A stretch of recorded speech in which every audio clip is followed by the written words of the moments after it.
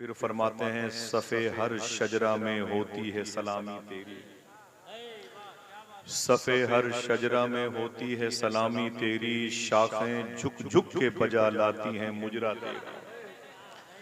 इब्ने ज़हरा को मुबारक हो उरूसे कुदरत, कादरी पाए तसद्दुक मेरे दूल्हा तेरा। या रसूल अल्लाह तेरी सरकार में लाता है रजा उसको शफी, जो मेरा गौस है और लाडला बेटा तेरा। आज ये उस आशिक़ रसूल जो एक ही वक्त में फ़ना फिल गौस भी था और फ़ना फिल रसूल भी था, जिसे दुनिया आक़ा करीम सल्लल्लाहु अलैहि वसल्लम के तमाम मौजज़ों में से एक मौजज़ा कहती है, जिनकी मोहब्बत के बारे में अल्लामा ज़फ़रुद्दीन बिहारी रहमतुल्लाह ताला अलैह ने फरमाया था, आला हज़रत की मोहब्बत जिसके दिल में होगी उसका इंशाअल्लाह ईमान पर ख़ात्मा होगा। उनके नाम से ये मोहनिया प्लासी अररिया सूबे बिहार की मजलिस है। आप लोग जैसे भी हैं हमसे तो अच्छे ही हैं। आप तशरीफ लाए हैं, स्क्रीन के जरिए से हो सकता है कि अगर ये डाटा मौजूद रहा तो कई 100 सालों तक आप रिकॉर्ड हो जाएंगे। बस शाइस्ता और संजीदा अंदाज में बैठ जाएं। अगर कोई नारा लगाने का इरादा रखता है तो मैं उससे कहूंगा कि वो खामोश बैठेगा। जोर से दादो तहसीन देने की ललक अगर आपके अंदर मौजूद है तो उस चराग की लौ को भी अपने आप संभाल के रखिएगा, उसकी रोशनी की जरूरत बाद में पड़ेगी। मैं एक सीधी सादी सोच का और सकील अल्फाजो तराकीब से इज्तनाब करने वाला एक हल्का सा जाकिर हूँ। तकरीर वगैरह करने के इरादे से नहीं आया, लेकिन 30 साल हो गए उम्र गुजरी है इसी दश्त की सयाही में। मुझे लगता है कि भीड़ शायद कुछ ज्यादा हो गई है, इसलिए बेचैनी के असबाब जो हमारे सामने मौजूद हैं। आप तकरीबन 200 किलोमीटर दूर से चल करके आए हुए। माइक वाले भाई साहब, आप इसमें जो इको है उसको बंद कर दें। आप एक काम करें, दूसरा काम बताऊंगा, ये काम कर लेंगे तब। इको इसका बिल्कुल बंद कर दें आप, ठीक है। अब इसकी आवाज बढ़ाएं आप, इसकी आवाज बढ़ाएं, आवाज जी। मैंने आपके ज़बान में बात की, इस माइक की आवाज़ बढ़ा दें आप। जितने कैंपस में लोग बैठे हुए हैं उनको मेरी आवाज़ और थोड़ी बढ़ाएं भाईजान। तो अच्छा माइक है, क्योंकि दूर तक आवाज़ें पहुंचाना भी बड़ा काम है। बहुत बहुत शुक्रिया आपका। नहीं, इको ना रखिएगा, इसी कैंपस में आवाज़ रखिएगा, इसी कैंपस में आवाज़ रखिएगा। बैठ गए भाईजान? बेटा बैठ जाओ, क्या कर रहे हो तुम? बैठ जाए।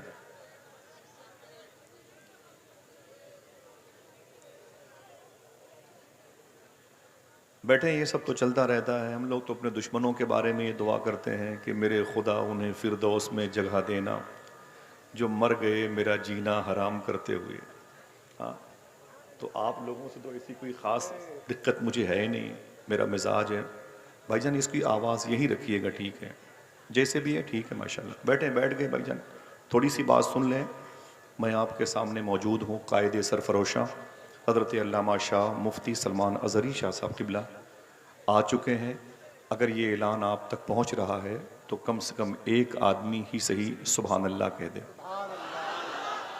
अल्लाह ने बड़ी वुसअतें, बड़ा ही मुबारक उनको लबो लहजा अता किया है।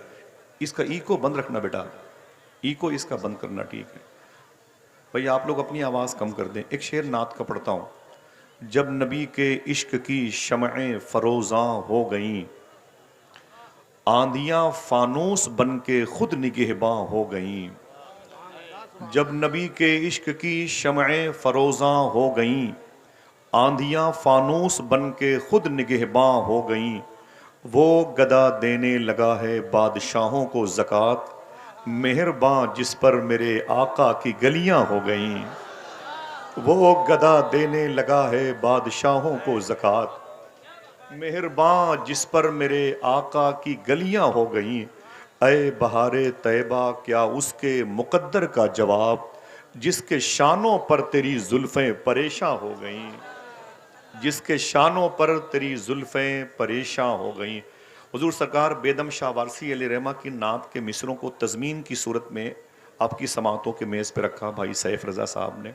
उसके बाद मुबारक हुसैन को तो वो भी मुबारकबाद पेश करते हैं जिन्हें लफ्ज़ मुबारक बोलने का शऊर नहीं आया है।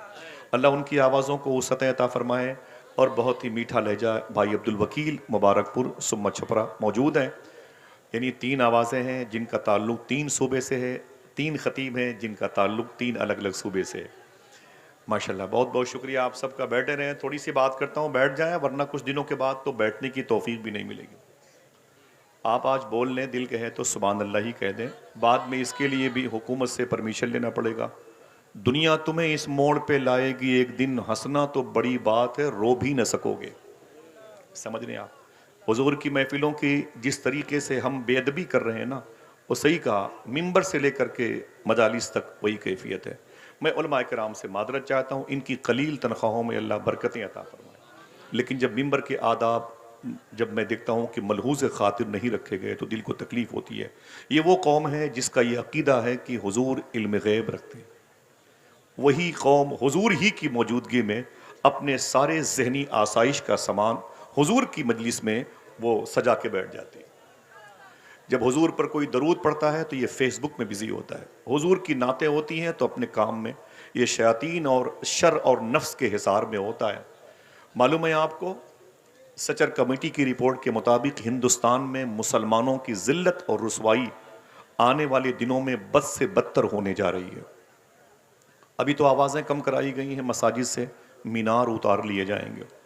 आपके चेहरे पर हुजूर की सुन्नत भी नज़र नहीं आएगी। आपकी माँ बहनों के हिजाब पर आग लगा दी जाएगी। कुरान को टिश्यू पेपर बना के माज़ल्लाह उसका इस्तेमाल किया जाएगा।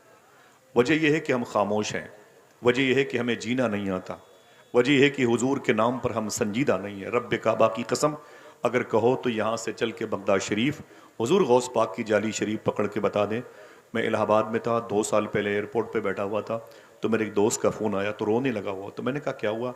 तो उसने एक जुमला कहा था, आसिफ भाई मैंने 2-3 दिन पहले ख्वाब में अल्लाह के रसूल की ज़ियारत की। तो मैंने कहा क्या हुआ? तो उसने कहा कि, मैंने कहा ये बड़े करम की बात है, हुजूर नज़र आ गए, हुजूर ने तुझ पर करम किया। मैंने कहा क्या हुआ? तो उसने कहा आसिफ भाई मैं एक बात बताता हूँ। मैंने कहा क्या? मैंने कहा हुजूर को मैंने रोते हुए देखा है।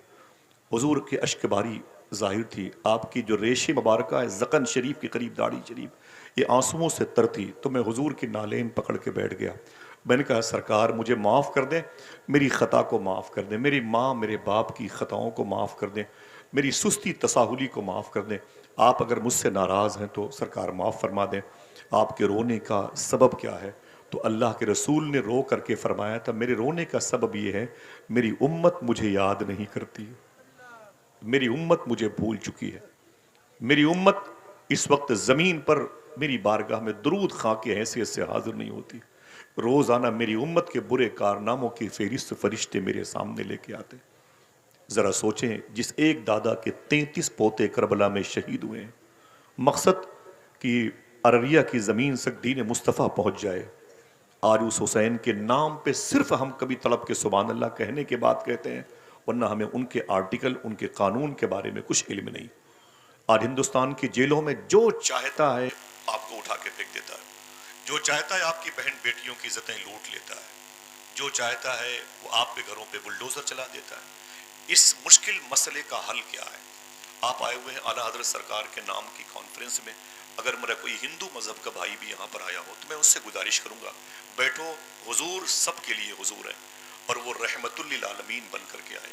आज मैं थोड़ी देर की गुफ्तगू बताऊंगा कि आपकी मजीद मुस्तकबिल में हिंदुस्तान में जिम्मेदारी क्या है। आप तो बिहार और झारखंड में रह के चेन्नई और दिल्ली और मुंबई चले जाते हो। घर में एक बूढ़ी माँ आपकी मोहब्बतों के लिबास को अपने तकिए के नीचे रख के रोती है, आप उससे बात भी नहीं करते हो। आपके मोहल्ले का इमाम कलील तनख्वाहों पर अपने बच्चों का पेट पालता है, आप उसकी खबर भी नहीं लेते हो। आपके इलाके में मदारिस और मकातिब की कैफियत क्या है? लेकिन आप हैं कि हड्डियां खा के दूसरों के दरवाजों पर गोश्त की तस्वीरें लगा के मुस्कुराते हैं। किसी शादी में चले गए तो शीर माल आप अपनी उंगलियों में लपेट के सेल्फी लेकर के आप गालियां देते हैं। चावल के बड़े बड़े वो होते हैं ढेले, उसको हमारे जूतों के नीचे देखा जाता है। हम खाने की डिश का मजाक उड़ाते हैं। मैं आज थोड़ी सी बात करूंगा कि आखिर ये मिजाज तब्दील कैसे हुआ। वो कौम जिसको राह रास्त पर लोगों को लाने के लिए पैदा किया गया था, आज वो कौम खुद राह रास्त से भटक कैसे गई। न कोई जोर से बोलेगा, न कोई नारा लगाएगा, ठीक है? हमें उन बुजुर्गों की एक एक रुपए की गाड़ी कमाई भीख के तरीके से मांगते हुए मैंने तस्वुर में देखा है, तब कहीं जाके हुजूर की मजलिस सजी है। इसमें लाखों रुपए सिर्फ उलमाए किराम ने अपने सफर के सोबतों को जो है कामिल मुकम्मल करने के लिए खर्च किया है, तब ये हुजूर की मजलिस सजी। आप इसे उमर शरीफ के ड्रामे का स्टेज न समझें, आप बैठे अदब और एहतराम के साथ। आखिर बात क्या है, आज दुनिया में सबसे ज्यादा हम परेशान मशरिकी तुर्कमानिस्तान पर चाइना ने हमला किया है और वहाँ की हालत दिगरगू है। सूडान पर वहाँ के बनाम मुसलमान लोगों ने हमला किया, उनकी हालत दिगरगू है। फलस्तीन का रमल्ला खाजा खान यूनुस लुट गया, बर्बाद हो गया। हमें शऊर तक नहीं है साहिबो, हमारी बारी है। लेकिन हम आपसे पूछते हैं, इसमें उत्तर प्रदेश, बिहार, झारखंड और दिल्ली की हुकूमतों का कसूर क्या है? अगर हमने कसूर ना किया होता तो ये सजाएं बन के हम पर मुसल्लत ना होती। ये हमारी खामियां हैं जो इनकी तस्वीरें आज आप पूरी दुनिया में देख रहे हैं, हिंदुस्तान के हुक्मरान की सूरत में। मैं संजीदगी से थोड़ी सी बात करता हूँ। कुरान शरीफ में एक आयत करीमा है, इन्न दीन इंदल्लाहिल इस्लाम। इसके माने माहसल निचोड़ होते हैं कि बेशक अल्लाह के नज़दीक सबसे बेहतर दीन अगर कोई है तो इस्लाम है। मैं फिर से रिवर्स करता हूँ, इन्न दीन इंदल्लाहिल इस्लाम। अल्लाह के नज़दीक अगर कोई दीन है तो ऊंची बोले कौन सा है? और कोई बोल सकता है? हाथ उठा के बोले कौन सा दीन है? इस्लाम। कौन सा इस्लाम? वो जिसने आपको कुर्बानी में गोश्त खाने की दावत दी है, जिसने अपने गांव के बुजुर्गों की लाठियां मस्जिद से गायब करके उनकी नमाज की शाहराह को मजाक बना दिया, जिसने अपने बुजुर्गों पर पत्थर मारा, जिन्होंने मस्जिद के इस्तिंजा खाने के लोटे गायब कर दिए। बताएं आप, सादात की तौहीन की गई, नासबियत हमारे सृष्ट में दाखिल है, खारजियत हमारी अलामत बन गई है। बताएं, मकतब उजड़ रहा है, उजड़ने दीजिए, लेकिन मेरे घर की दरो दीवार की खुशबू में कहीं से कमी ना आए। हमें ब्रांड जूते चप्पल चाहिए और मदरसे का एक तालिब इल्म नंगे पैर मेरे सामने खड़ा है तो खड़ा रहने दीजिए। मैं आपसे पूछता हूँ, कौन सा इस्लाम? इन्न दीन इंदल्लाहिल इस्लाम। अल्लाह कहता है बेशक मेरे नज़दीक, यानी इंदल्लाह, अल्लाह के नज़दीक सबसे बेहतर दीन अगर कोई है तो। कोई और बोल सकता है? ये दो तीन बच्चों की आवाजें आती हैं, समझिएगा। अल्लाह के नज़दीक सबसे बेहतर दीन अगर कोई है तो कौन सा इस्लाम? माजी करीब में मुस्तशरिकीन यूरोप की मीटिंग हुई थी लंदन में। वहाँ पर दुनिया के 200 से ज़्यादा लोगों का दिमाग तनहा पाने वाला प्रोफेसर जॉर्ज बर्नार्ड शॉ बुलाया गया था। उस सेमिनार का टॉपिक यह था कि दुनिया में सुकून कैसे कायम हो, अमन और शांति कैसे कायम हो। तो बड़े बड़े प्रोफेसर जो यहूदी थे, ईसाई थे, सेकुलरिज्म थे, बौद्धिज्म थे, जैनिज्म थे, लादीनियत के शिकार थे, शजर परस्त थे और जबल परस्त थे, अर्ज परस्त थे और फलक परस्त थे और ज़मीन को खुदा, आसमान को खुदा कहते थे, वो सब बुलाए गए थे। और कैंपस भरा हुआ था, आदमी पे आदमी चढ़ा हुआ था और बड़े बड़े दिमाग वाले लोग वहाँ पे बुलाए गए थे। और टॉपिक यह था कि दुनिया में सुकून कैसे कायम हो। इधर देखें भाईजान सब, दुनिया में सुकून कैसे कायम हो। जब सबसे आखिर में जॉर्ज बर्नार्ड शॉ का नंबर आया, ये नाम याद रखना, जॉर्ज बर्नार्ड शॉ का, जैसे बैठा टेबल पर और उसने कहा कि अब मुझे बोलना है टॉपिक, बोले दुनिया में सुकून कैसे कायम हो। तो उसने कहा एक कप चाय लेके आओ। प्रोफेसर जॉर्ज बर्नार्ड शॉ के लिए एक कप चाय लाएगी और जैसे उसके टेबल पर खादिम ने, नौकर ने चाय रखी तो उसने कहा ये चाय गर्म है? उसने कहा जी सर। कहा ये चाय कब तक गर्म रहेगी? ये चाय कब तक गर्म रहेगी? तो नौकर ने कहा बॉस 5 से 7 मिनट तक ये चाय गर्म रहेगी, उसके बाद ठंडी हो जाएगी। कहा इस सेमिनार का टॉपिक क्या है, इस जलसे की का मौजू क्या है, टॉपिक क्या है? तो उसने कहा सर इसका मौजू है कि दुनिया में सुकून कैसे कायम हो। कहा चाय कितनी देर तक गर्म रहेगी? कहा 5 से 7 मिनट तक। तो जॉर्ज बर्नार्ड शॉ ने कहा था, ईसाई था लेकिन कहा था उसने क्या, दिल कहे तो सुभान अल्लाह कहना।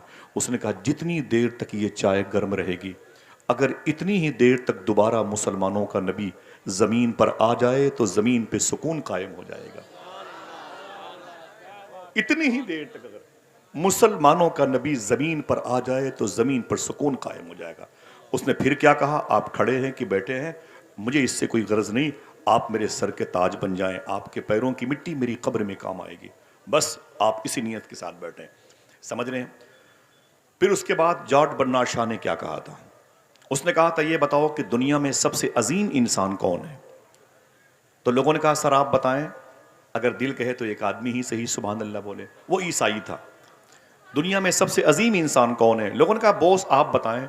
तो उसने कहता है आमीना का लाल है वो तुम्हारे नबी का नाम लिया, जिसका नाम सुन के आप हिल भी नहीं रहे, हाँ? जिसका नाम सुन के आप मचलते भी नहीं है। समझ नहीं ना, ये नाम अगर कोई गरीब लेता तो अमीर हो जाता था, ये नाम अगर कोई गूंगा लेता तो सुनने वाले कहते मुंह में मिस्री की डली रखी है। एक हम है कि जिस नबी के नाम पर चल करके आ गए, उस नबी के नाम पे सुभान अल्लाह भी नहीं कहते। हाँ? वो ईसाई होकर कहता है कि दुनिया में अगर कोई सबसे बेहतर, एआई से पूछो तो बताएगा, दुनिया में सबसे अच्छा आदमी अगर कोई है तो आमीना का लाल है। ईसाई होकर के ईसा अलैहिस्सलाम का नाम नहीं लिया, जुल्किफल का, यूशा बिन नून का नाम नहीं लिया, स्वाले और हूद का नाम नहीं लिया, सुलेमान और ईसा और याकूब और यूसुफ का नाम नहीं लिया, नाम लिया तो रसूलों के सरदार का लिया। उसने दूसरा सवाल किया, ये बताओ कि दुनिया की सबसे अजीम किताब कौन सी है? लोगों ने कहा बॉस आप बताएं। तो वो कहता है दुनिया की सबसे अजीम किताब अगर कोई है तो वो कुरान है। कोई एक आदमी हाथ उठा के बोले कौन सी किताब? दिल से बोले कौन सी किताब? कुरान है। उसने किसी बाइबल का नाम नहीं लिया। उसने तीसरा और आखिरी सवाल किया, ये बताओ कि दुनिया में सबसे अच्छा मजहब, सबसे अच्छा धर्म कौन सा है? सुनना साहिब, मैं माफ़ी चाहता हूँ उलमा इकराम को, मैं अपनी बातें सुनने नहीं आया, मुझे इनकी दुआ की तलब थी, मैं हूँ इनके सामने, आप बस मेरी सुने, कुछ भी ना करें, बैठे रहें आप। कहा दुनिया का सबसे अजीम धर्म मजहब कौन सा है? लोगों ने कहा, किसी ने कहा ईसाइयत, किसी ने कहा यहूदियत, किसी ने कहा बौद्धिज्म, किसी ने कहा लादीनियत, किसी ने कहा सेकुलरिज्म। उसने कहा ना ना ना ना ना ना ना, दुनिया का सबसे अच्छा धर्म अगर कोई है तो इस्लाम है। जॉर्ज बर्नार्ड शॉ ने कहा था दुनिया का सबसे अच्छा मजहब अगर कोई है तो इस्लाम है।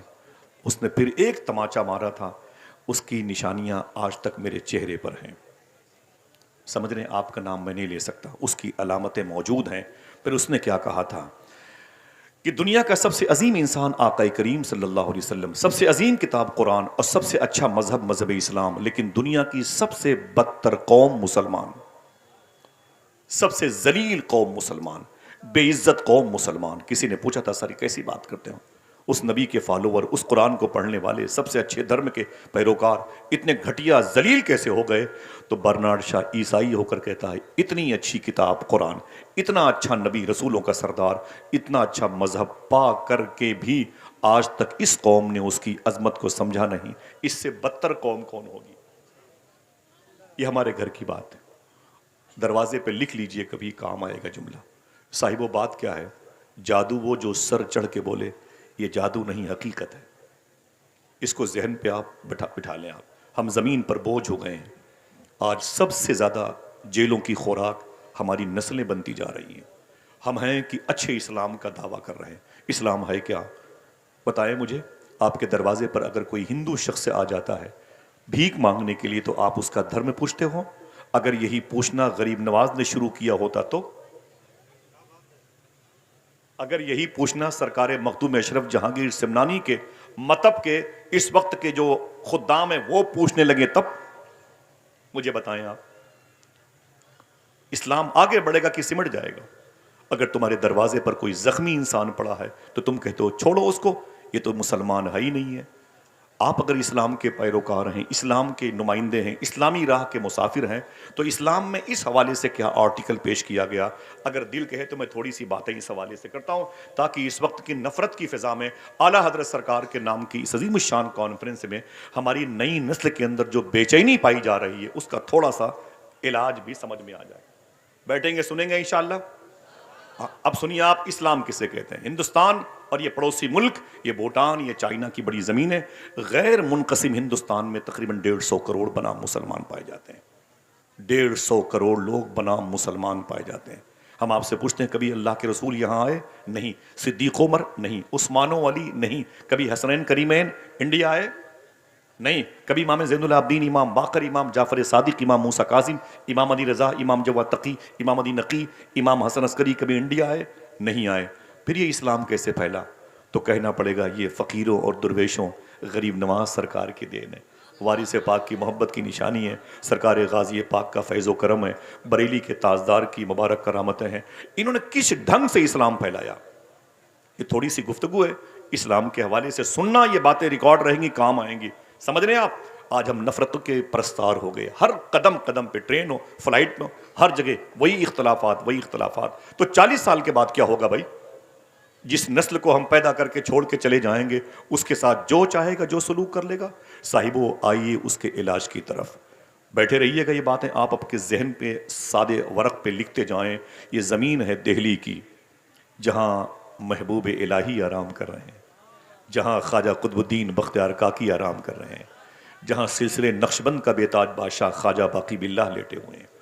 अल्लाह अकबर। आपको तारुफ कराने की ज़रूरत नहीं है, ये दिल्ली की ज़मीन है। करीब में एक जमुना नदी है, दिल्ली में जमुना नदी है, वहीं पर अपना हुलिया बदल के ख्वाजा कुतुबुद्दीन बख्तियार काकी टहलते हुए चले गए। जब जाके देखा तो वहां पर गैर मुस्लिम हिंदू मजहब के लोग पंडित बिरादरी के, पंडित की सूरत में वो आने वाले लोगों को नहला रहे थे, हिंदी में जिसे अशनान कहते हैं। बेटा तुम कहां जा रहे हो भाई, कहां जा रहे हो आप? बेटा बैठ जाओ, बैठ जाओ, बैठ जाओ, 2 मिनट के लिए बैठ जाओ, उसके बाद हम तुम्हें खुद छोड़ करके आएंगे, ठीक है? 20 घंटे का सफर करके आदमी 1 घंटे गुफ्तगू के लिए आता है और उसमें भी आप लोग तबर्रुक के तरीके से उसे तकसीम कर देते हैं। सुने, मैं जानता हूं जरूरी काम है, लेकिन ये उससे बड़ा काम है। ख्वाजा कुतुबुद्दीन बख्तियार काकी रदी अल्लाह तआला अन्हु टहलते हुए अपना होलिया बदल के चले गए जमुना नदी के किनारे पर। देखा तो पंडित के नौजवान लड़के लोगों को नहला रहे थे, यानी स्नान करा रहे थे। आगे बढ़े तो एक बूढ़े पंडित को देखा तो उनके हाथों पे रेशा तारी था, कपकपाहट थी। ख्वाजा बख्तियार काकी ने फरमाया, बाबा आप किसी को नहलाते नहीं? तो उसने क्या कहा, नहीं, बात यह है कि बेटा वो हम बूढ़े हो गए, हमसे कोई नहाता ही नहीं, हमसे कोई स्नान नहीं करता, हमारे बच्चे भूखे रहते हैं, हमारे घर के चूल्हे नहीं जलते, क्या करूं, इंतजार में रहता हूं कोई आए नहाए, कुछ पैसे मिल जाएं, मेरे बच्चे भूखे ना मरे। ख्वाजा कुतुबुद्दीन बख्तियार काकी को बात लग गई, वापस अपनी खानकाह शरीफ में आए, फिर अपना होलिया तब्दील किया, फिर उस पंडित जी के पास गए और कहा कि बाबा मुझे स्नान करना है, मुझे स्नान करना है, मुझे नहाना है। फरमाया बैठ जाओ, और पत्थर की सिल पर ख्वाजा बख्तियार काकी बैठ गए।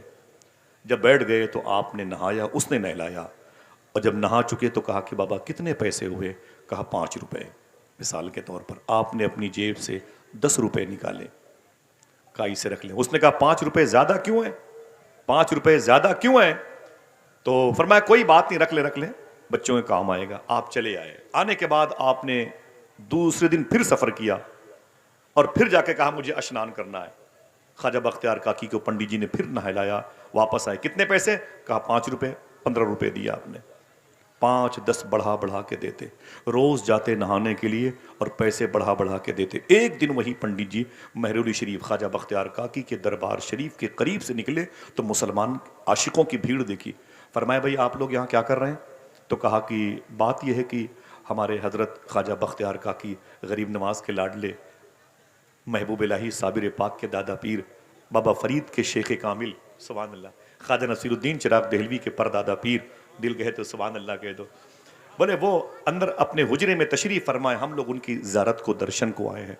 तो पंडित जी ने कहा अगर इजाज़त दो तो हम भी उनका दर्शन कर लें। आशिकों ने कहा जाएं, ये रहमत का है दरवाज़ा, यहाँ ताला नहीं लगता, खुला रहता है 5 वक्त मैखाना मोहम्मद का।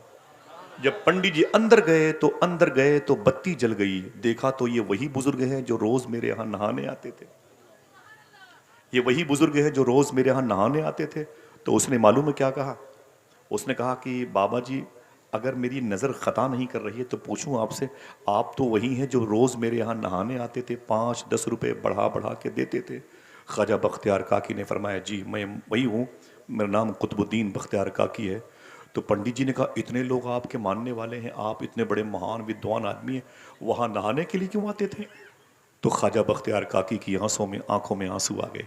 आपने फरमाया पहली मुलाकात में आपने कहा था कि मेरे बच्चे भूखे सोते हैं, मेरे घर का चूल्हा नहीं जलता है, मैं बूढ़ा हो गया हूँ, मुझसे कोई नहाता ही नहीं, तो मैंने अपना हुलिया बदल के इसलिए नहाने के लिए रोज़ आता था कि तेरे बच्चों की शिकम सेरी के लिए तेरे घर के चूल्हे जल जाए, तेरे बच्चों की जो शिकम परवरी का मैटर है वो हल हो जाए, तेरे बच्चे जो भूखे सोते हैं ना वो उसका इलाज हो सके। समझ रहे हैं आप? इतना सुनना था। तो पंडित जी ने क्या कहा, देखना कितने लोग सुभान अल्लाह कहते हैं। पंडित जी ने कहा ओफो अब समझ में आया है, नहा आप रहे थे धुल में रहा था। हाय हाय ना आप रहे थे, धुल में रहा था। अब बाबा जी देर न कीजिए, अगर जहमत न हो तो अपनी इसी हुजरे में मेरे हाथों पर हाथ दे के मुझे कलमा पढ़ा के मुशर्रफ भाई इस्लाम कर लीजिए, ताकि मेरी भी पेशानी पर स्टीकर चस्पा हो जाए, इन्न दीन इंदल्लाहि इस्लाम। मैं आपसे पूछता हूँ, कितनी लड़ाइयाँ हुई हैं एक शख्स को इस्लाम में दाखिल करने के लिए, कितनी गोलियाँ चली हैं, कितनी तलवारें चली हैं, कितने बच्चे यतीम हुए हैं, कितनी औरतें बेवा हुई हैं। आपको कहना पड़ेगा कुछ नहीं हुआ, बस अपने बुजुर्गों के उसूल को लॉन्च किया बख्तियार काकी ने, पूरी एक नस्ल हुजूर पर दरूद पढ़ती हुई नजर आ रही है। और हम हैं कि नफरतों के मुजस्समे की सूरत में यहां वहां जाते हैं। मुसलमान लड़के जवानों के बैठे होते हैं, बसों पे सीट पर बैठे होते हैं, और कोई बूढ़ा इंसान आता है, उसके लिए अपनी सीट भी नहीं छोड़ते। क्या उम्मीद रखी जाए, बताएं आप, कैसे बात बनेगी? क्या ये नफरतें बढ़ती जाएंगी? मुझे बताएं, क्या ये नफरतें बढ़ती जाएंगी? आपको गरीब नवाज को पढ़ना पड़ेगा। आला हजरत की कॉन्फ्रेंस उस वक्त हुई जब हिंदुस्तान में गरीब नवाज की अजमतों के जलवों के अलम नसब हुए। गरीब नवाज सरकार का सिस्टम क्या था जो हिंदुस्तान में 90 लाख लोगों ने हुजूर की गुलामी अख्तियार की? कभी सुना आपने? हाँ, मुसलमानों के बच्चे गैर मुस्लिम लड़कियों के साथ, मुसलमानों की लड़कियां हिंदू मजहब के लड़कों के साथ, ये क्या ट्रेजेडी है भाई? खिंजीर का गोश्त खाने वालों के सामने दुरूद पढ़ने वाली बच्चियां रातें गुजारती है। कभी सोचा नहीं आपने? ये कौन सा धर्म देके बैठे हुए अपने बच्चों को? आप नारा लगाने के लिए आए हुए हैं कि बिरयानी खाने के लिए आए हुए हैं? तफसीरें करते हैं भाई, इनको जो पढ़ रहे हैं, तकरीर कर रहे हैं ना, ये ना, वो तो मैंने मशवरा दिया था, वरना हालांकि उनकी तारीख नहीं मिली, वरना वो तो और जमाता है। कमजोर पड़ गया नातखा या खतीब तो बोलते यार कितने पैसे में आया है। मतलब हमको लफ्जों की गर्ज़ो कायत से कोई सरोकार नहीं। यहां बातें क्या हो रही हैं? अल्लाह के रसूल सल्लल्लाहु अलैहि वसल्लम पर नाजिल होने वाली किताब, जो सबसे अजीम किताब है, आपने उस किताब को अहमियत नहीं दी। मैं माफ़ी चाहता हूँ, मैं माफ़ी चाहता हूँ आपको। 17 मरतबे साइंसदानों ने, अंग्रेजों ने चांद पर जाने की कोशिश की थी, जिस कुरान को आपने हल्के में ले लिया है। 17 मरतबे अंग्रेजों ने कोशिश की थी चांद पर जाने की और नहीं जा पाए। 18वीं मरतबे जब चांद पर नील आर्मी स्ट्रांग, आज से तकरीबन 65 साल पहले गया और वापस आया नील आर्मी स्ट्रांग, उससे पूछा गया, इससे पहले बड़े बड़े साइंसदानों ने बड़ी कोशिश की थी और चांद पर नहीं गए, जाने की कोशिश की, ड्रॉप हो गए, तुम कैसे पहुंच गए? अगर दिल कहे तो बोलना। उसने कहा कुरान पढ़ के गया हूं। वही कुरान जो हमारे यहां मस्जिद में रखा हुआ है। माइक गायब हो गया मस्जिद से, हॉर्न गायब हो गया मस्जिद से, कभी कुरान गायब नहीं हुआ। समझ रहे हैं आप? कभी कुरान गायब नहीं हुआ। कुरान शरीफ रखी हुई है 40 साल के जुजदान में लिपटी हुई, छिपकली के बीट ऊपर हावी है। मुसलमानों के बच्चे आज फला ढाबे पे, वहां की चिकन चिल्ली बड़ी मशहूर है, वहां का शीरमार बड़ा मशहूर है, यही करते रह गए। बाबा फरीद गंज शकर रदी अल्लाह तआला अन्हु से किसी ने कहा कि हुजूर मैं आपकी तकरीर बहुत सुनता हूँ लेकिन बातें असर नहीं करती हैं। बाबा फरीद ने कहा एक काम कर। कहा क्या? तेरे मोहल्ले में कोई मस्जिद है? कहा जी हुजूर। कहा उसमें झाड़ू लगाया कर। कहा इससे क्या होगा? कहा तू खुदा के घर को साफ करेगा, खुदा तेरे दिल को साफ कर देगा। बैठा हुआ चिकन चिल्ली खाने के चक्कर में मोहल्ले की मस्जिद पर छिपकली ने कब्जा कर रखा है। इस्तिंजा खाने के लोटे गंदगी की अलामतें बने हुए हैं। कभी तौफीक नहीं हुई कि अपने जवान बेटे को ले जाकर के अल्लाह के घर में झाड़ू लगाता, इमाम और मुक्तदी की, मौज़िन की, मुकब्बिर की खिदमत करता और मस्जिद के दरो दीवार में इत्र लगाता, सजदेगाह पर इत्र पाशी करता, खुशबू लगाता। जब कोई नमाजी मस्जिद में आता 3 मरतबा कहने की नीयत से सजदे में जाता, सुबहान रब्बियल आला, उसे खुशबू मिलती, तस्बीह वो बढ़ाता, सवाब इसके खाते में आ जाता। नहीं समझ में आया, हमें दीन समझ में नहीं आया। मैं माफ़ी चाहता हूँ, मुझे बहुत अफसोस होता है। कभी कभी जो खाना खाता हूँ ना, उल्टी होने लगती है जब मैं मुसलमानों की ज़बूहाली देखता हूँ तो। समझ रहे हैं आप? अभी मैं सैयद अनस हातमी मियां शाह साहब थे, झांसी के करीब में, माइक पर थे तो रोने लगे। बोले आसिफ भाई, एक मुसलमान का लड़का अभी दूसरे फ्लोर से गिर करके ज़मीन पे वो मर गया, सर फट गया। लोगों ने उसकी लाश को उठाया तो उसके मुंह से शराब की बदबू आ रही थी। यही तक बस नहीं, खुदा की कसम। बोले उसके बाप को फोन किया गया, उसके भाई को टेलीफोन करके बुलाया गया तो मालूम है, बोले जब बाप आया, जब भाई आया तो जवान बेटे और जवान भाई की लाश के करीब जैसे दोनों पहुंचे हैं, दोनों शराब के नशे में थे। दिल के फपोले जल उठे सीने के दाग से, इस घर को आग लग गई घर के चिराग से। साहिबों कहाँ जाएंगे आप इतनी बड़ी आबादी लेकर के? बांग्लादेश हो कि नेपाल हो कि भूटान हो कि लाहौर हो, इस्लामाबाद हो, मुझे इससे कोई सरोकार नहीं है, आप कहीं भी जाएं, लेकिन जहां जाएं कम से कम मखदूमा फातिमा के बाबा का दीन तो लेते जाएं। कभी किसी इमाम को 100 रुपए दे के पूछा आपने कि इस्लाम किसे कहते हैं, जिसके बारे में अल्लाह कहता है ये सबसे बेहतर मजहब है?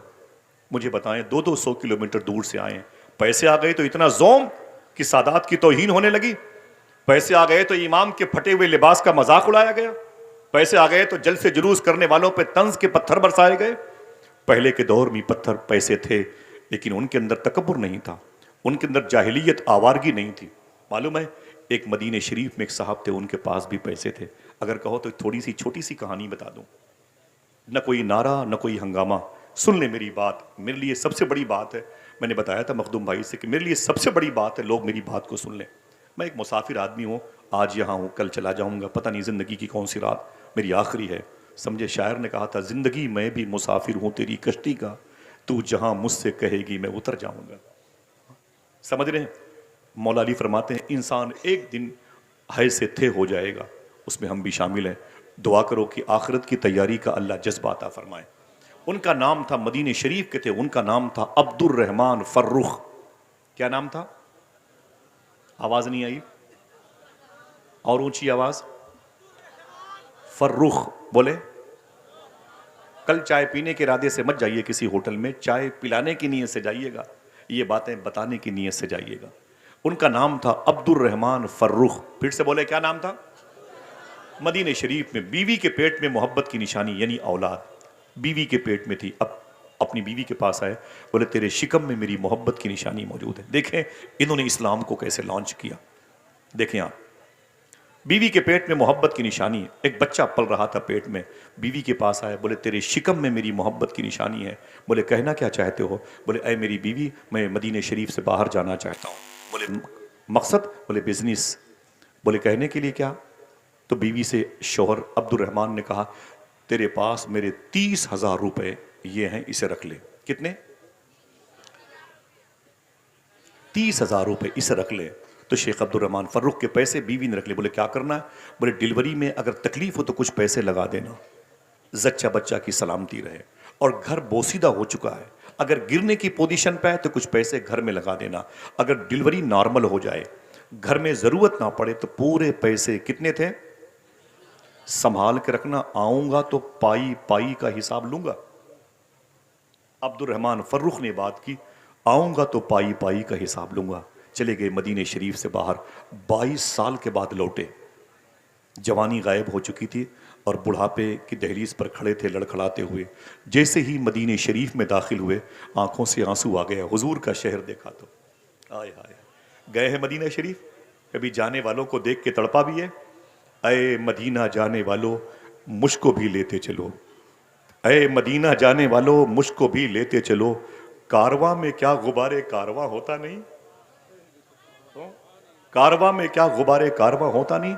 घरों में लेटरिन के टाइल्स इटालियन के लगे हुए हैं, जर्मनी से मार्बल आ गया, मकराना से पत्थर लगे हुए हैं, लेकिन आज तक हुजूर का शहर नहीं देखा, आज तक मदीना शरीफ देखने का जज्बा नहीं पैदा हुआ। क्या करेगा इतनी दौलतें कमा के मेरा भाई? हाँ, जलसों में तनकीद करते हैं, इतने पैसे क्यों खर्च किए गए? हुजूर के नाम पे खर्च किए गए, हुजूर अता करने वाले हैं। सुने, अब्दुर रहमान फर्रुख कहते हैं मैं 22 साल के बाद लौटा तो मैं उजड़ गया था, बूढ़ा हो गया था। मदीने शरीफ में कदम रखा तो हुजूर की याद आई, मेरी आंखें भर आईं। ये वही शहर है जिस शहर में हुजूर चलते थे, ये मदीना है, सर के बल चलिए, इस ज़मीन पर हुजूर चलते थे। कहते हैं कि मैं आगे बढ़ा तो मैंने कहा मेरी बीवी पता नहीं है कि मर गई, मेरा घर है कि उजड़ गया, मेरी आने वाली नस्लें थीं कि खत्म हो गई, पता नहीं कहाँ है। कहीं जाने से तो बेहतर है कि पहले हुजूर की बारगाह में हाजिरी दे ली है। बहुत बहुत शुक्रिया, बैठ जाएं। कहीं जाने से तो बेहतर है कि पहले दरबार मुस्तफ़ा की हाजिरी मकसूद, वहां चले जाएं। उनका नाम मैंने क्या लिया? बात करें, मुझसे बात करें, क्या लिया? अब्दुर रहमान फर्रुख। बहुत बहुत शुक्रिया भाई, बैठ जाएं, भाईजान बैठ जाएं, आप भाई बैठ जाएं, कुछ तुम दुनिया की दीवार बने हुए हैं, मैं आपसे कह रहा हूं बैठ जाएं भाई, बैठ जाएं बैठ जाएं बैठ जाएं।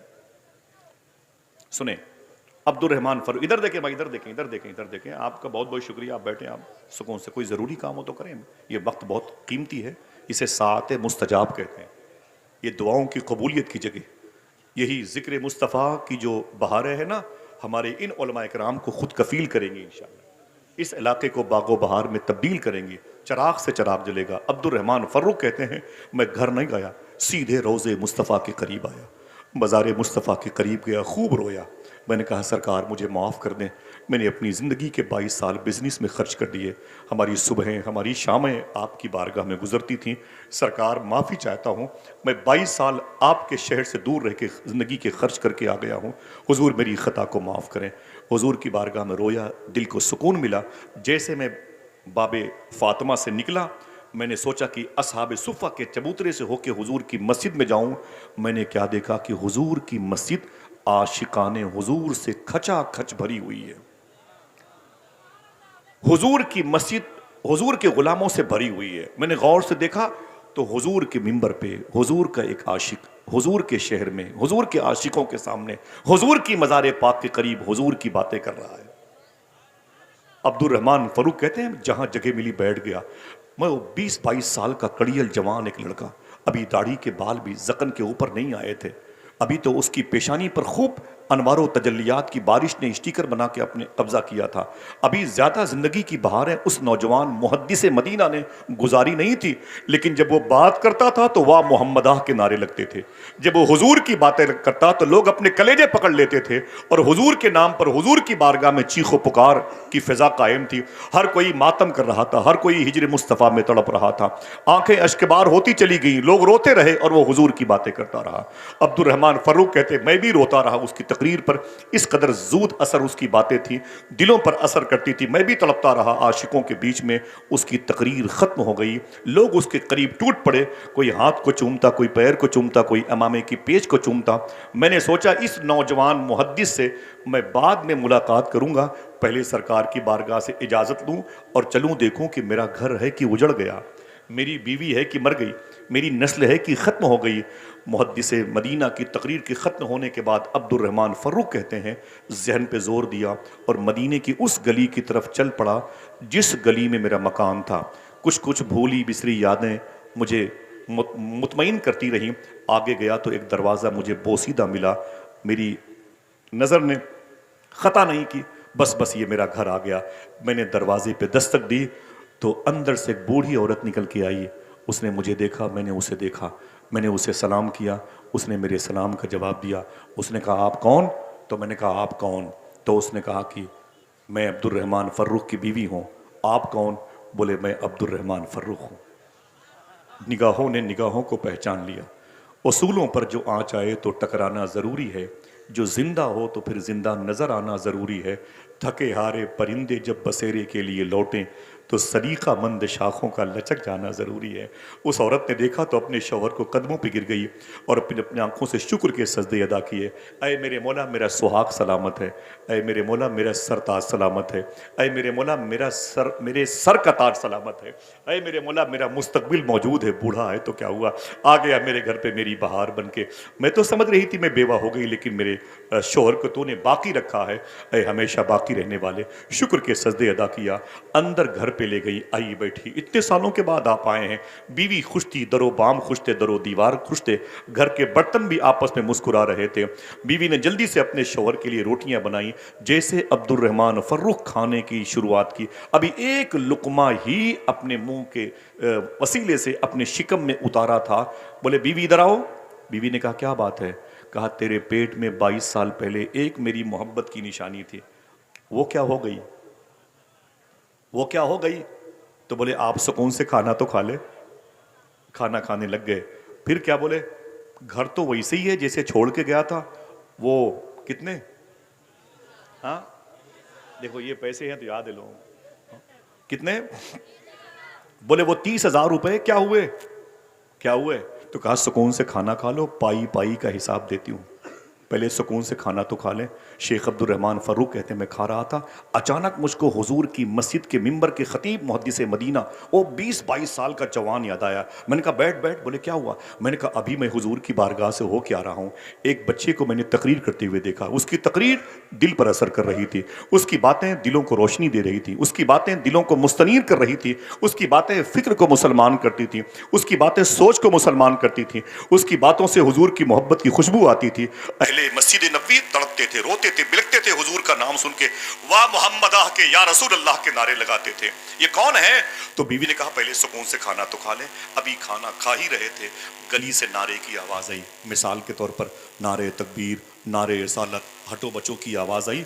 तो दस्तरखान से उठे अब्दुल रहमान फ़र्रुख और दरवाजे के करीब आए। दरवाज़ा खोला और देखा तो वही मुहद्दिस मदीना 20-22 साल का कड़ियल जवान उनके घर की गली से गुजर रहा था। बोली आवाज़ दी, बोले ऐ मेरी बीवी जल्दी जल्दी बाहर आ जा। वो बीवी भी आ गई। कहा देख अभी मैंने जिस नौजवान की बात की है ना, अपनी गली से गुजर रहा है। जिस मुहद्दिस मदीना की बात की है, देख अपने दरवाजे से गुजर रहा है। देख ले उसकी पेशानी कितनी चमकदार है, वो माँ कितनी पाकीज़ा होगी जिसने 9 महीने इसे अपने पेट में रखा होगा। वो बाप कितना खुशकिस्मत है कि जिसकी मोहब्बत की निशानी ये है। माँ बाप का ये बुढ़ापे का सहारा बने न बने, लेकिन मेरा दिल कहता है अय मेरी बीवी ये अपने माँ बाप की मगफरत का सामान ज़रूर बनेगा। अय मेरी बीवी देख देख 70 साल के बूढ़े उसके कदम की मिट्टी उठा उठा के चूम रहे हैं। देख मेरी माँ, देख मेरी बीवी, देख देख पूरा शहर उसके पीछे पीछे दीवाना मार घूमता है। जैसे ये बातें होती रही, अब्दुल रहमान की फ़र्रुख की बीवी आंखों से निकलने वाले आंसुओं को दुपट्टे में जज्ब करती रही और खामोश खड़ी रोती रही। अचानक वो नौजवान मुहद्दिस मदीना अब्दुल रहमान फ़र्रुख के दरवाजे पर ठहर गया। जैसे दरवाजे पर रुक गया, ठहर गया, नारा लगाने वाले लौट गए। उसने सलाम किया। अब्दुल रहमान फ़र्रुख की बीवी ने जवाब दिया। उसने अपना हाथ आगे बढ़ाया। अब्दुल रहमान फ़र्रुख की बीवी ने अपना हाथ बढ़ाया। उसने उस औरत यानी आपकी बीवी का हाथ चूमा, सर पे रखा। अपनी उस औरत ने उस मुहद्दिस मदीना के साथ अंदर आ गई। शेख अब्दुल रहमान साहब कहते हैं मेरे दिमाग में गुस्से का गलबा जलाल आ गया। जैसे मेरी बीवी के करीब वो नौजवान बैठा, मैंने कहा है मेरी बीवी ये कौन है जिसने तेरा हाथ चूमा है? ये कौन है जिसने तेरे हाथ का एहतराम किया? ये कौन है? ये 20-22 साल का नौजवान मेरे घर में मेरी मौजूदगी में तेरे हाथ का बोसा लेता है। बीवी रोने लगी। उसने अपने शोहर की पेशानी चूम करके मुझसे कहा था 22 साल पहले जब आप गए थे तो मेरे पेट में आपकी मोहब्बत की निशानी थी और आपने कहा था इसकी डिलीवरी में आसानी हो, पैसे का इंतज़ाम मैंने कर दिया है। घर अगर टूटने की पोजीशन पे आए तो इन पैसों को लगा के घर को बचा लेना। और सुने, और अगर कोई काम ना हो तो पाई पाई का हिसाब मैं आके लूँगा, मेरे पैसों को ज़ाये मत करना। बोले छोड़, ये बता ये लड़का कौन है? बीवी ने एक जुमला कहा था, अय मेरे शौहर ये वही तेरी मोहब्बत की निशानी है जिससे 22 साल पहले मैंने 9 महीने अपने शिकम में रखा था। तूने मुझसे कहा था पाई पाई का हिसाब दूंगा। देख ले पाई पाई का हिसाब आशिक रसूल मुहद्दिस मदीना बन के तेरे सामने मौजूद है। मेरे शौहर देख ले मेरे दुपट्टे फटे हुए हैं, देख ले मेरी चप्पलें आज तक टूटी हुई हैं, मैंने नए लिबास नहीं खरीदे, मेरे होंठ पर ये गुर्बत व इफलास ने कब्जा कर रखा है, मेरे बाल ये चांदी जैसे सफ़ेद हुए हैं गरीबी की वजह से। खुश्क रोटियां खाई हैं लेकिन तेरे पैसों का मैंने सही इस्तेमाल किया। सारे पैसे मैंने खर्च किए हैं अपने इस बेटे को आशिक रसूल और आलिम रसूल बनाने में खर्च किया है। अरे मेरे शौहर तुझे पता नहीं है, आज मेरा बेटा जब हुजूर की मिंबर पे बैठ के तकरीर करता है तो जकार्ता इंडोनेशिया से लोग आ जाते हैं, इस्तांबुल तुर्की से लोग आ जाते हैं, ईरान के शिराज से लोग आते हैं और ये कह के नारा लगाते हुए हुजूर के शहर से वापस जाते हैं। यार इतने सालों के बाद जब हुजूर की बातें कोई हुजूर का आशिक करता है तब दिल मचलता है। अगर यही बातें हुजूर करते होंगे सिद्दीक़ उमर के सामने तो सिद्दीक़ उमर कितना मचलते रहे होंगे। देख ले मेरी, इतना सुना तो मचल गए। अपनी बीवी की पेशानी को चूमा और बोले ऐ मेरे मुला तेरा शुक्र है अगर ऐसी पाकबाज नियत खालिस के साथ रहने वाली लड़कियां हर घरों की जीनत बन जाएं तो उनके बच्चे आवारा ना हो, हर घर से आशिक रसूल की आवाज़ आने लगे। आज हमारे बच्चे शराब पीते, माफ़ी चाहता हूँ मैं, हमारी बच्चियाँ आवारा हो गई, हमें उसकी फ़िक्र नहीं है, बिल्कुल फ़िक्र नहीं है। अल्लाह के रसूल के सिस्टम से हमने इनहराफ कर लिया, बहुत हालात नागुफ्तबे है। मैं चाहता हूँ कि मैं बातें अपनी ख़त्म कर दूँ। पता नहीं मेरी गुफ्तगू आपके किसी मेयार के किसी डिब्बे में रखने के लायक है कि नहीं है।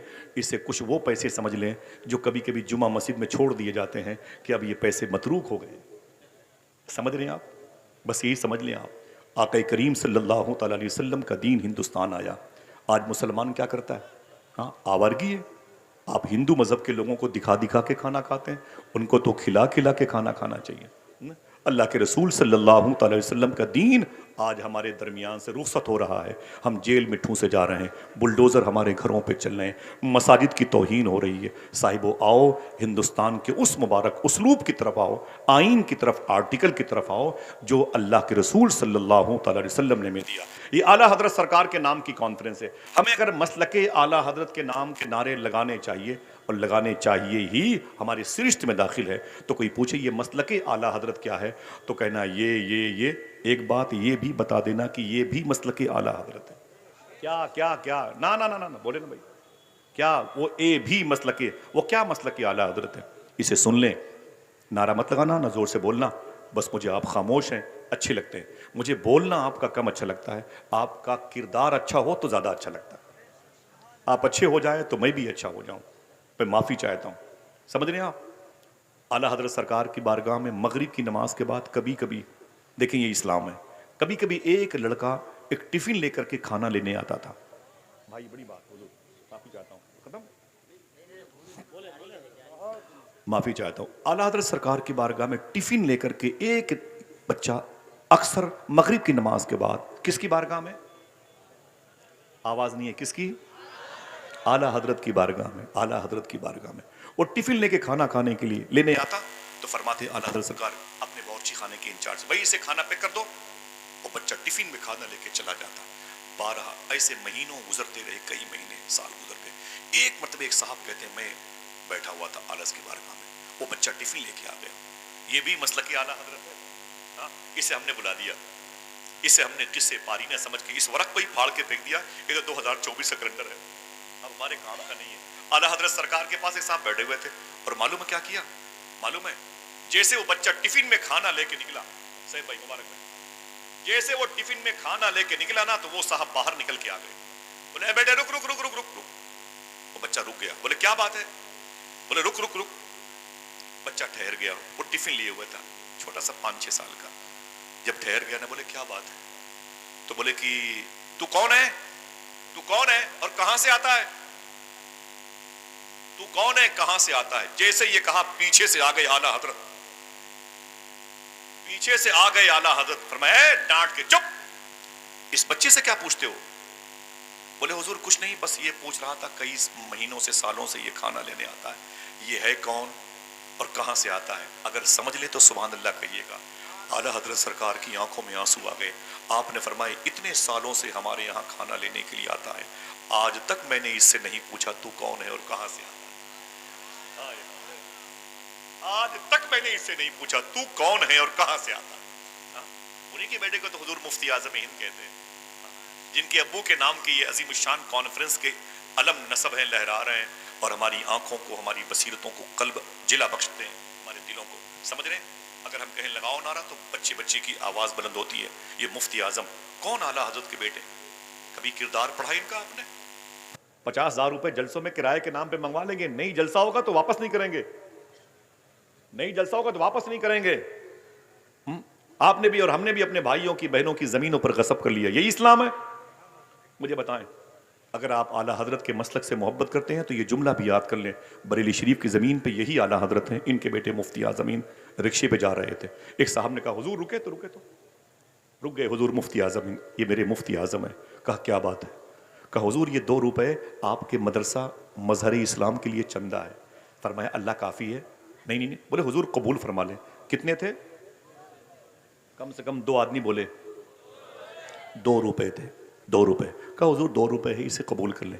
हुजूर मुफ्ती आज़म ने उस पैसे को, 2 रुपए को, नोट थी, उसे सदरी के जेब में रख लिया, और जैसे अपने मदरसे मजहर इस्लाम मस्जिद बीवी पहुंचे ना, तो आपने बुलाया मदरसे के जो मैनेजर थे, कहा इधर आइए, ये एक साहब ने 2 रुपए मदरसे के लिए दिए, ये 60 साल पहले की बात है। कहा 2 रुपए मदरसे के लिए एक साहब ने चंदा दिया है। तो जैसे हुजूर मुफ्ती आज़म ने अपनी जेब में हाथ डाला, 2 रुपए की उस नोट की जगह पे 2 नोट निकल आई, 2-2 रुपए की 2 नोट निकल आई। तो सरकार मुफ्ती आज़म ने फरमाया अरे, फिर दूसरी जेब में हाथ डाला तो उसमें से 2-3 नोट निकल आई। जब अपने कुर्ते शरीफ की जेब में हाथ डाला तो उसमें भी 1, 2, 3, 4 नोट 2-2 रुपए की निकलती चली आई। तो आपने टेबल पे पैसे रखे और फरमाया कि मदरसा मज़हर इस्लाम के मैनेजर से कि उसके 2 रुपए का क्या हो गए, उसके 2 रुपए क्या हो गए जो उसने मेरे मदरसे के लिए दिया था, उसके पैसे तो इसमें गुड़मुड़ हो गए, जम हो गए, मुदगम हो गए, मिल गए, उसके पैसे क्या हुए। तो खादिम ने कहा हुजूर कुछ भी हो, 2 रुपए दिया था तो कोई भी 2 रुपए दे दे। हुजूर मुफ्ती आजम ने एक जुमला इरशाद फरमाया था, फरमाया ऐसे कैसे कोई पैसा दे दे। उसने जो 2 रुपए की नोट दे के कहा था इसे मदरसे में देना, तो मुस्तफा रजा की जिम्मेदारी है कि उस रुपए को मदरसे में दे। समझ रहे हैं आप? बोले फिर इसका इलाज क्या होगा? बोले इसका इलाज ही कि मेरे पास जितने भी 2 रुपए के नोट है मैं सब मदरसे में दे दूं। अल्लाह अकबर, अल्लाह अकबर। समझ रहे हैं आप? उनकी बारगाह में पलने वाले आज हुकूमतें हमारे खिलाफ हैं। हर हुकूमत आपको खा जाने के मूड में। उत्तर प्रदेश, बिहार, झारखंड की हुकूमतें तो आपको इंसान नहीं मानती हैं। वजह क्या है? आपने वो इस्लाम जो बुजुर्गों के पास था उसे ठुकरा दिया। यही मुफ्ती आजम हिंद है, उनके लाडले खलीफा थे मुफ्ती मोहम्मद आजम साहब, रईसुल उलमा, नूरी मस्जिद बरेली शरीफ। बरेली शरीफ जंक्शन पे उनकी मस्जिद है। स्टेशन पे आए हजरत, सरकार मुफ्ती आजम के लाडले परवरदा थे। स्टेशन पे आए तो जैसे ट्रेन पर बैठना चाहते थे वो ट्रेन छूटने लगी, टिकट नहीं लिया था। वो जल्दी से ट्रेन पे चढ़ गए, शायद उन्हें लखनऊ के करीब में कहीं जाना था। अब बगैर टिकट वो अपनी मंजिल पे आ गए, बगैर टिकट अपनी मंजिल पे आ गए। और जब मंजिल पर बगैर टिकट के पहुंचे तो जब वापसी की तो आपने 2 टिकट खरीदे बरेली शरीफ में। 2 टिकट खरीदी हुजूर मुफ्ती मोहम्मद आजम साहब ने, और उस 2 टिकट को जेब में लेके सफर किया। किसी ने पूछा हुजूर 2 टिकट काहे लिए? फरमाया जब मैं गया था तो बगैर टिकट गया था। मैंने 2 टिकट इसलिए खरीदी कि मैं जिस मुल्क में रहता हूं उस मुल्क की हुकूमत को नुकसान नहीं पहुंचाना चाहता। इसे कहते हैं आला हजरत का मसलक। आज हमने तो पूरा कबाड़ा कर दिया भाई। हमारी शनाख्त जो है ना वो बदनाम हो गई है, हमारी अलामतें बदनाम हो गई हैं। आज हिंदुस्तान में हम क्या दीन फैलाएंगे? बताएं आप, कैसे दीन फैलाएंगे? हम तो मिसवाक करने का तरीका नहीं बता पाएंगे। आज इंडोनेशिया इस्लाम से भरा हुआ है, जकार्ता मलेशिया इस्लाम से भरा हुआ है। कभी किसी से पूछो कि इंडोनेशिया ये जो लादीनियत का शिकार मुल्क था, जहां पर न जाने कितने धर्म के फॉलोअर पैदा थे, पाए जाते थे, वो कैसे अजान देने लगे, तो पता चलेगा कि आज से और सैकड़ों साल पहले इंडोनेशिया की बॉर्डर पे जमीन पर एक मुसलमान कैद होकर के इंडोनेशिया की फोर्स के अंडर में गया और 4 साल तक उस मुसलमान को इंडोनेशिया की जेल में रखा गया था। 4 साल तक ये देशद्रोही है, ये जासूस है, वगैरह वगैरह, ये खुफिया एजेंसी का आदमी है। 4 साल तक वो मुसलमान इंडोनेशिया की जेल में था। देखना कितने लोग सुभान अल्लाह कहते हैं। जब वो 4 साल के बाद वो मुसलमान बाइज्जत बरी हुआ, तब तक जेल में 4000 कैदियों को कलमा पढ़ा चुका था। जब वो मुसलमान इंडोनेशिया की गली कूचे से गुजरे हैं तो हर तरफ से अजान की आवाजें आने लगी। एक पूरे शहर में इनकलाब बर्पा कर दे और पूरा शहर एक आदमी को मुसलमान ना कर सके। कितना फर्क हो गया है। मुझे बताओ इस्लाम कैसे आगे बढ़ेगा? खिदमत, इंसानियत। वासिफ अली वासिफ ने एक बात कही, अगर मजहब इस्लाम से खिदमत और इंसानियत निकाल दी जाए तो बचती है सिर्फ इबादत। अगर सिर्फ अल्लाह इबादत के लिए पैदा करता तो फरिश्ते काफी थे। इसका मतलब है इबादत के साथ तुम्हें अल्लाह ने खिदमत और इंसानियत के लिए भी पैदा किया। अल्लाह के रसूल की बारगाह में परिंदे आके अपने अरीजा पेश करें और हमारे बच्चे परिंदों को गुलेल का निशाना बनाए। सुने सुने ये जानवरों और परिंदों के बारे में इस्लाम क्या कहता है। फरमाते मेरा इमाम ना कि जानवर भी करे उनकी ताजीम, पेड़ सजदे में गिरा करते हैं। आप कुछ ना करें, 2 काम करें, अगर सच बोलना शुरू कर दें और हलाल खाना शुरू कर दें तो इंशाअल्लाह तुम्हारे पैसों से कौम की इंसानियत की खिदमत होती रहेगी। फिर से ये मिजाज जो मुबारक इस्लाम के चेहरे का है वो लौट आएगा इंशाअल्लाह। हाँ, आप जिस इस्लाम को अपने घरों में लेके आए हो, कभी सोचा ये हिंदुस्तान में इस्लाम कैसे आया? बहुत लंबी गुफ्तगू है मेरी, लेकिन मैं बातें 1 मिनट में भी इशारा होगा खत्म कर दूंगा, बस 1 सेकंड में खत्म कर दूंगा। मेरी बात आप एक बात मान ले, इस हिंदुस्तान में इस्लाम कैसे आया? वादा करो इस पर अमल करोगे इंशाअल्लाह। हर जलसों में ना जाया करो, लेकिन जो बातें जलसों में सुनो उसे अमल कर लो, ताकि हर रात जलसों में जाने का सवाब घर बैठे मिलता रहे इंशाअल्लाह। बोले मामूली भीड़ है, बताइए आप, ताहद्दे निगाह लोग हैं, फैली हुई जमीन है, इसलिए आपको एहसास नहीं है, समझे। सिमटी हुई जमीन होती तो आपको पता चलता कि कितनी भीड़ है। अल्हम्दुलिल्लाह रब्बिल आलमीन। इतने लोग हैं, अगर थोड़ा सा हुजूर का दीन सीख लिया। यही हिंदुस्तान है जहां आज से 1350-1400 साल पहले इस्लाम आया था। कैसे आया था बताऊं कि बातें खत्म कर दूं? हाँ, सबसे बेहतर दीन, हाथ उठा के बोलो, सबसे बेहतर दीन इस्लाम। कौन सा इस्लाम? कैसा इस्लाम? मुझे बताएं आप। उलमा किराम चले जाएं तो फिर इनके चप्पलों पर आप पत्थर मारते, इनकी टोपियों का मजाक उड़ाते, अपनी बूढ़ी मां के लिबास पर मजाक उड़ा। अभी अभी एक साहब ने खुदा कसम अपनी मां को बेल्ट से मारा था। बताएं आप मुझे, हम जलसों में किसकी बात करें? आप मुझे बताएं। इलाहाबाद में मंसूर पार्क पर एक कब्र के ऊपर एक साहब बैठे हुए थे और वो ताश खेल रहे थे। कब्र के ऊपर ताश खेल रहे थे। किसी ने कहा तू कब्र के ऊपर बैठा हुआ है? बोले तो क्या हुआ, तेरे बाप की कब्र है? तो रो के बोले खुदा की कसम ये मेरे बाप की नहीं, तेरे बाप की कब्र है। रब्बे काबा की कसम वो उसके अपने बाप की कब्र थी जिस पर सगा बेटा बैठ के ताश खेल रहा था। दिल के पपोले जरूर उठे सीने के दाग से, इस घर को आग लग गई घर के चिराग से। दिल्ली हो मुंबई हो यार, अपनी शनाख्त बाकी रखो। इतनी बड़ी भीड़ है लेकिन रुसवा हो गई, जलील हो गई। तुम्हारे दरवाजे पर कोई जख्मी गिर गया तो तुम मजहब पूछने लगे। ठीक है, हिंदुस्तान के हिंदू मजहब के लोगों ने एक नारे लगाए हैं लेकिन सबने नहीं लगाए। एक बात याद कर लो, ये नारे सब हिंदू मजहब के लोगों के नहीं है। कुछ शरपसंद किस्म के लोग हैं, हिंदुस्तान के मुसलमानों की दुकानों से सामान ना खरीदो, ये उनके नारे होंगे। लेकिन वादा करो आज आप इस अजीमुशान कॉन्फ्रेंस में हम किसी भी हिंदू और मुसलमान गरीब दुकानों से हमेशा सामान खरीदते रहेंगे इंशाअल्लाह। दिल से बोलो इंशाअल्लाह। तुम्हारे दरवाजे पर कोई जख्मी हो तो उसका इलाज करो, तुम मुसलमान हो। तुम्हारे दरवाजे पर अगर कुत्ता जख्मी हो तो उसका इलाज करो, कुत्ता भी जख्मी हो। मालूम है आपको, फरमाते हैं सूफी सुल्तान मियां शाह साहब किबला, जिस दरवाजे पर कुत्ते भूखे सोते हैं उनकी तीसरी नस्लें भूखी सोएंगी। फरमाते जिसके दरवाजे पर फकीरों की सदाएं अंदर न जाने पाए उनकी घर की जो बच्चियां हैं ना, बच्चे हमेशा बीमार रहते हैं। आपको नहीं पता इन जानवरों के बारे में? हमारे बच्चे लाठियां लेके इनके हाथ पांव तोड़ते रहते हैं। आज से 900 साल पहले बगदाद शरीफ से 550 किलोमीटर के फासले पर उम्मे उबैदा नासिरिया की ज़मीन है जहां पर एक बुजुर्ग लेटे हुए हैं जिनको शेख कबीर अहमद रिफाई कहते हैं। शेख कबीर अहमद रिफाई कहते हैं। फिर सुनिए आप, शेख कबीर अहमद रिफाई कहते हैं। नाम कोई ले सकता है? आधा ही बोल दो, शेख कबीर अहमद बोलो भाई।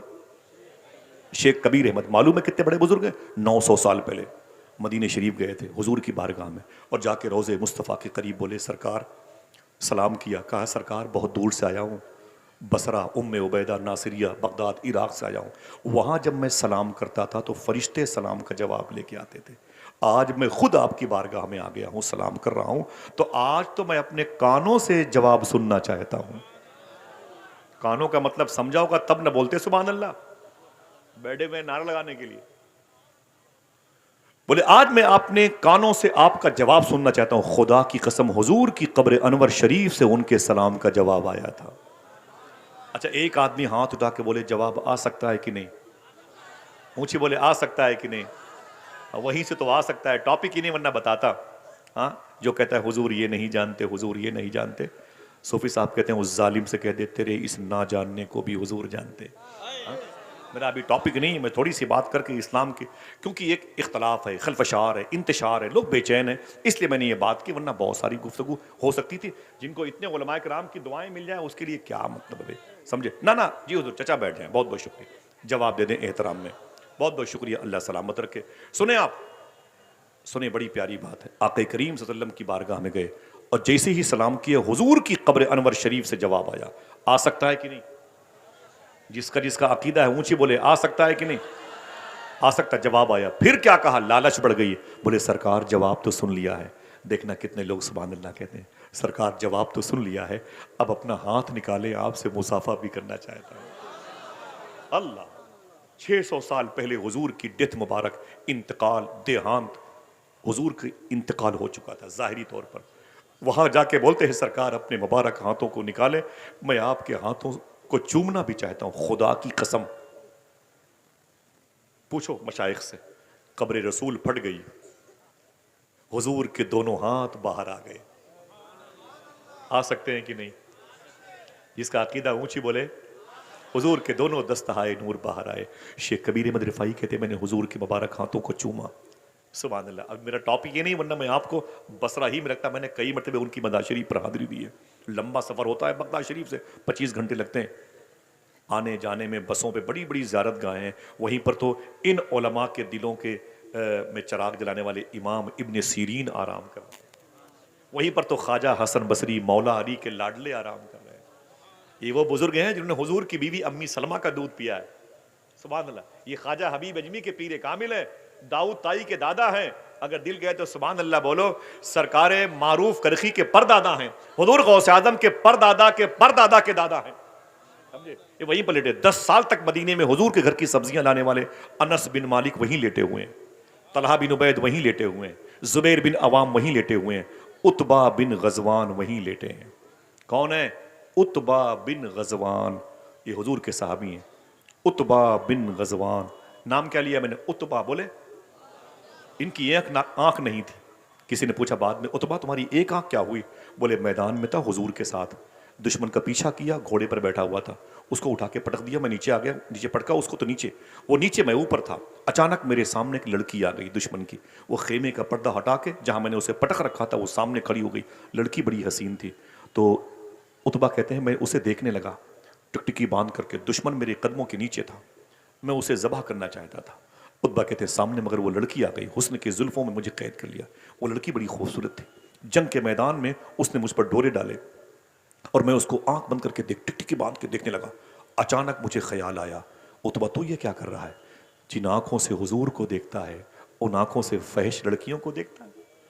मैंने दुश्मन को छोड़ दिया, तलवार को यूं तब्दील किया और जोर से अपनी आंख पर यूं मारा तो आंख का ढेला मेरी आंखों से बाहर आ गया। जब नीचे गिरा मेरी आंख का ढेला तो मैंने उसे जूते से मसल के ये कहा, सुन, जो आंख हुजूर के अलावा किसी और को देखना चाहती हो मैं उसे अपने साथ रखना नहीं चाहता। ये वही लेटे हुए। चलोगे इंशाअल्लाह? बोलो हाथ उठा के चलोगे इंशाअल्लाह? अल्लाह के वलियों की बारगाहों में, गौस पाक में चलोगे इंशाअल्लाह? मेरा टॉपिक नहीं, वरना बताता कभी गौस पाक की बात है। चलेंगे इंशाअल्लाह? बात करें, बस खत्म हो रही बात है। अच्छा लगा मुझे आप सबसे मुलाकात करके, लेकिन दीन थोड़ा सा सीख जाए। क्या बेस था जो इस्लाम फैला, और क्या बेस है कि मुसलमान रुसवा हो रहे हैं। बस कुछ करने की जरूरत नहीं, आप पढ़े लिखे लोग हैं। शेख कबीर अहमद रिफाई वापस आ गए बसरा। जब वापस आए तो किसी ने पूछा था आपके अंदर खूबियां क्या है कि हुजूर ने अपना हाथ चूमने को दिया। अब उलमा इकराम के लिए बड़ी बात, जितने लोग बैठे हुए सबकी जूतियां मेरे सर का ताज, सबकी जूतियां मेरे सर का ताज। इनकी दुआएं मिल जाएं तो फिर क्या कहना। अल्हम्दुलिल्लाह रब्बिल आलमीन। बगदाद मेरी मंजिल है, मैं बहुत सब्र कर रहा हूँ, गौस पाक की बातें नहीं कर रहा हूँ। हाँ, मेरी सृष्टि में दाखिल है। काश बगदाद में घर अपना बनाते जाते, देखते आपके दरबार को आते जाते। चलेंगे बगदाद शरीफ इंशाअल्लाह। तकरीबन 15 या 17 दिन बाकी हैं मुझे बगदाद शरीफ जाने में।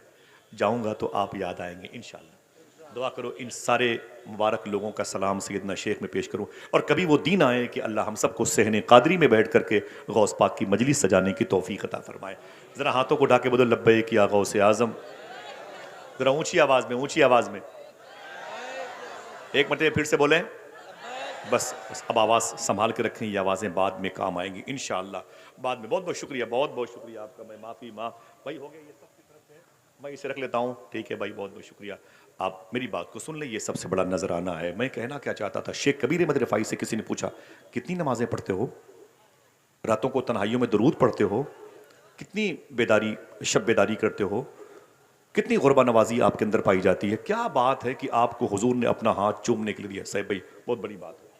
जितने तलबा बैठे हुए हैं, या मेरी टोपी अगर बगदाद की ना होती तो मैं इनके कदमों के नीचे रखता। सुन लें आप। बोले क्या करते हो शेख कबीर अहमद रिफाई आप, कि मदीने शरीफ में अल्लाह के रसूल ने आपको अपना हाथ चूमने के लिए दिया, क्या करते हैं, क्या है क्वालिटी आपके अंदर। तो शेख कबीर अहमद रिफाई रोने लगे। बोले मुझसे पूछते हो किस बेस पर हुजूर ने अपना हाथ चूमने को दिया, बता दूं आपके होश ठिकाने आ जाएंगे। कहा हाँ। कहा मैं कुत्तों से की बड़ी खिदमत करता हूं, इसलिए हुजूर मुझसे मोहब्बत करते हैं। कुत्तों की खिदमत की वजह से हुजूर मुझसे मोहब्बत करते हैं। अल्लाह अकबर। जिसके दिल में जानवरों की मोहब्बत है वो दस्ते मुस्तफ़ा को बोसा देने में कामयाब हो गया।